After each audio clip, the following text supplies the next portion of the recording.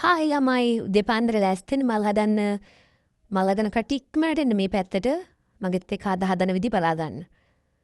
ඔව් ඔයාලා බලන්න නැති මේ උදේ පාන්දර ආණ්ඩුවක් වතුරක් අරගෙන පිහියක් අරගෙන මොකද්ද මම මේ කරන්න යන නාට්‍යය කියලා. නෑ මුලින්ම මේ ඉතියට ආණ්ඩුව අරගෙන මල් ආණ්ඩුවක් අරගෙන මෙන්න මේ විදිහට අර හොරෙන් කඩාපු මල් ටිකනේ මේ ඔක්කොම මතක ඇතිනේ ඔයාලට. අන්න ඒ මල් ටික හිටහන්න තමයි හදන්නේ. මෙන්න මේ විදිහට කට් කරගන්න. තුවාලයලා වගේ තියෙන තැන් මෙයා වෙන්නේ වැඩි කොළ ටික අයින් කරගන්න. ඊට පස්සේ ටප්ටම් කලපෙන්න මේ විදිහට මම කොළ ටික අයින් කරගත්තා.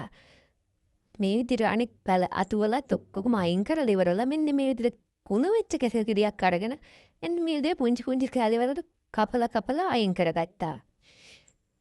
අයින් කරගෙන හොඳ කෙසෙල් ගෙඩියක් ගන්න එපා ළමයි. මේක පොඩ්ඩක් තැරිලා වගේ තිබ්බ හින්දා ගත්තේ. මෙන්න මේ විදිහට කපාගත්ත මල්ලක්ත මෙන්න මේ කෙසෙල් නට්ට එන්න.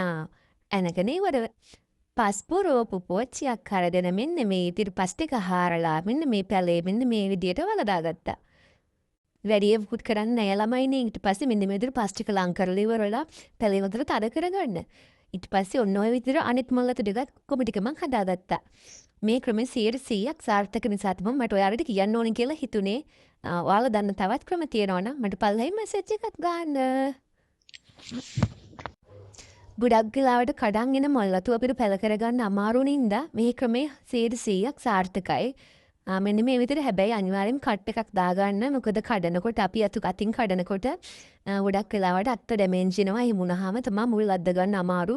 ඒ නිසා මෙන්න මේ විදිහට කෙසෙල් ගෙඩියක් අර දුන්න මේ හැම එකක්ම මේ විදිහට ඇනලා මම ටික ඔක්කොම ලස්සනට හදාගත්තා. පැල වුණාම අනිවාර්යෙන් වීඩියෝ එකක් ගේන්නම් මුල් ටික පෙන්නන්නත් එක්කම. ඉතින් එන්න